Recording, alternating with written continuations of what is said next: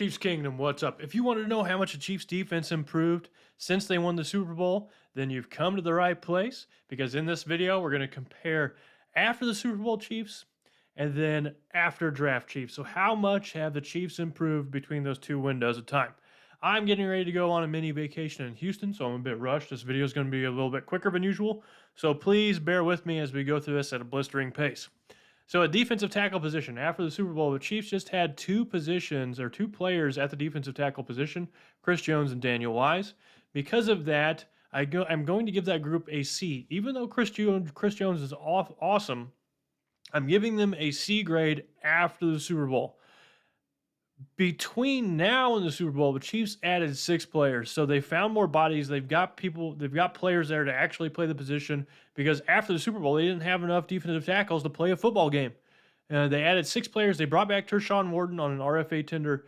They picked up DeAndre Coburn in the draft, and they also re-signed Derek Nottie. So there's 3 additions that I think can help the Chiefs' defensive tackle position that they picked up in the draft and free agency. So between now and the Super Bowl. And Tershawn Wharton, I really like his game. Whenever he got injured last year, it was unfortunate. Whenever he was on the field in 2021, prior to him being hurt, I liked when Tershawn Wharton was on the field for the Chiefs. He had some good pass rush moves, could play the run fairly well. And they bring back Derek Nottie as well. Good run defender, starter for a long time. So it's a good piece for the Chiefs. And they drafted DeAndre Coburn, who I think has some interesting traits physically, kind of similar to Colin Saunders in that he's large, athletic. And so that's where the two differentiate because they have different styles of play, different personalities, all that good stuff. But after the Super Bowl, this group would have gotten a C.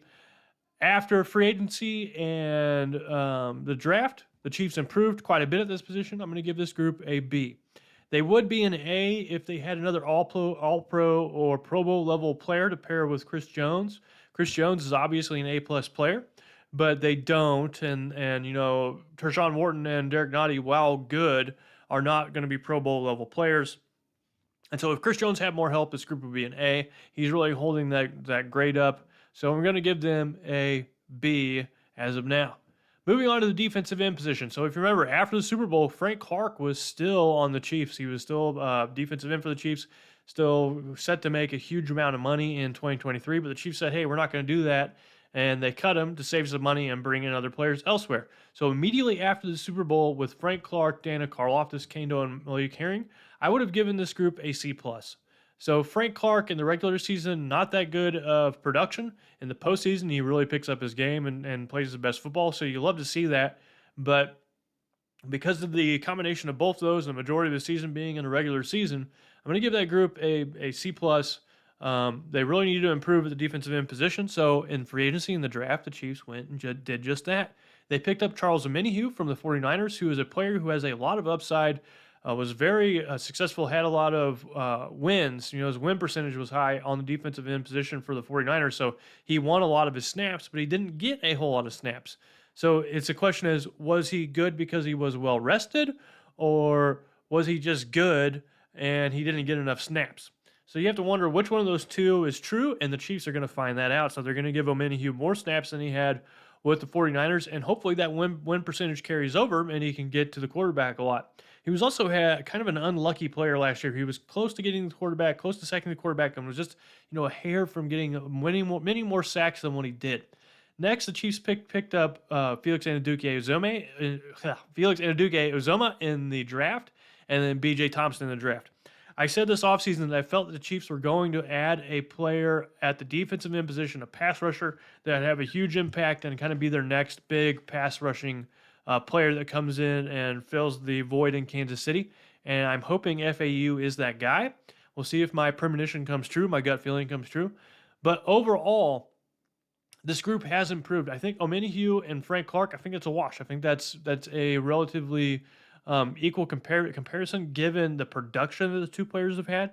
But I think going forward in 2023, Omenihu, I would rather have him on the roster than Frank Clark. And then you added FAU and B.J. Thompson. And I like FAU's game, Kansas State kid, Kansas City kid, playing for his dream team. You know, he grew up loving the Chiefs. How cool is that? Could you imagine playing for the Chiefs, you know, all of us Chiefs fans? So overall, I like the potential that this group has. This group has more potential than a lot of prior Chiefs pass rushing units. Don't forget about George Karlaftis. He was only 21 years old last year, and he had the 13th most sacks of all time for a 21-year-old in a season. And so, while I don't think he's going to be the 13th greatest pass rusher of all time, that's a real thing that Karlaftis did, and could be a good sign for production in the future. So I like the promise of this group. I like the potential of this group, and so I'm going to give this group an upgrade from their C plus grade after the Super Bowl. I'm going to move them to a B. This group has potential to be an A level unit if one or two of these players pans out, but as of now, they're going to be sitting at a B. The Chiefs linebacker position, this is the strength of the team, and I'm going to say that after the Super Bowl with Bolton, Willie Gay Jr., Leo Chenal, I'm going to give that group an A minus. Definitely the strength of the Chiefs defense. And the main reason I'm giving them an A minus is because I want to give them a boost in their grade after picking up Drew Tranquil. I remember watching the Chargers games last year and thinking, oh my gosh, who is this Tranquil guy? He's all over the field. He's getting after Mahomes. He's playing good pass coverage. He's going from sideline to sideline. Who is this guy? And sure enough, the Chiefs go and pick him up. I think this is a big under the radar signing for the Chiefs, and he pushes the grade for the Chiefs defense up to an A. So after the Super Bowl, I give this group an A minus. After free agency and the draft, I give this group an A. So they improved here by adding Drew Tranquil. I really like that pickup, and we'll see how he pans out for the Chiefs. But it should be a good linebacker to compare, or good linebacker that has skills that contrast well with the other players in the linebacker group for the Chiefs. So he kind of fills a void for the Chiefs defense that wasn't being met by the current group. So I think they improved with Drew Tranquil. I really like him. I'm curious to see what he can do for the Chiefs. The Chiefs cornerback group, I'm going to give this group a grade of B plus after the Super Bowl. So after the Super Bowl, they had Snead, McDuffie, Joshua Williams, Jalen Watson, Ozzie Johnson, DiCaprio Bootle, and I think this group is a B plus after the Super Bowl. If I said B, I'm sorry, I'm trying to rush things. But after the Super Bowl, before the draft, before a free agency, I give this group a B plus, and I give them a B plus because their 1 and 2 quarterbacks are L'Jarius Sneed and Trent McDuffie. That's a good 1-2 punch. And then they have Williams and Watson to kind of compete for that third spot. They also brought in Chamari Connor and Nick Jones in the draft. Now, Connor is an interesting player. He can play both safety and cornerback. He did that a lot in college. I watched his college tape. He was actually kind of used almost like a Tyrann Mathieu style, that kind of versatility. So he might not just be cornerback for the Chiefs. They had him listed in Spot Track, which is the cap space tool that I use, but they had him listed there as a cornerback, but I think you can switch back and forth between cornerback and safety. But because, I don't think that Chamari Connor and Nick Jones are going to be a huge boost to this Chiefs secondary, which already seems to have some promise. I'm keeping their grade steady at B+.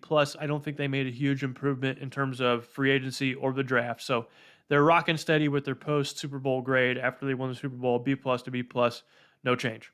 Lastly, we have the safety group, and the safety group was decimated after the Super Bowl. They only had 2 players, Juan Thornhill left in free agency. Justin Reed and Brian Cook were the only 2 safeties that were on the Chiefs defense after the Super Bowl, and that's not enough to field the team. So they need more players, and I don't think that Justin Reed is an All-Pro or Pro Bowl caliber safety. While he is good, I don't think he's at that level. The jury's still out on Brian Cook. He showed some promise last season, made great strides, but because of that, after the Super Bowl, not having enough bodies, not having an All-Pro or Pro Bowl caliber player in the group, I'm going to give that group a grade of C. In free agency, they added Mike Edwards, who I think was a low-key, huge signing for the Chiefs. I think that he might be the most under-the-radar signing for the Chiefs in terms of the amount of plays that they'll contribute, and then not only snaps, but also plays on the defensive side of the ball. So I think Mike Edwards was a great piece to add, coming from the Baltimore Ravens, really helped this group. And then lastly, they brought Deion Bush back for another 1-year deal. Much like what he did on special teams, because this feels like a special teams deal to me. Probably shouldn't see too much run on the defensive side of the ball. But overall, this group moved up from a C to, I'm going to call it a B minus after free agency in the draft, which means that the Chiefs safety group, from my gradings, it is the weakest position for the Chiefs, which says a lot about this Chiefs defense because that's not a bad group. Justin Reed, Brian Cook, and Mike Edwards is not a bad safety group. That means that they have a lot of completeness along the defensive side of the ball. I'm curious to see how this group pans out going forward. And I'm also curious to see if you guys can hit that like button and subscribe as well while you're here. We're trying to get to 30,000 subscribers. And when you hit the like button, it really helps the algorithm share this content to other Chiefs fans. I'd like to say thank you as we kind of wind down this video for being patient with me as I'm kind of in this pre-travel mode, trying to get everything ready. Very busy, don't have a lot of time. But make sure that you comment on this video to let me know what you think about the grades that I gave. Do you think the Chiefs safety group is the weakest position on the Chiefs defense? Do you think it's another group? Do you think my grades are screwed up? What position group do you think improved the most on the defense side of the ball for the Chiefs this offseason? The last thing I want to add is that I'm still working on crunching through the data for my wide receiver prediction video, just to kind of project how they may do.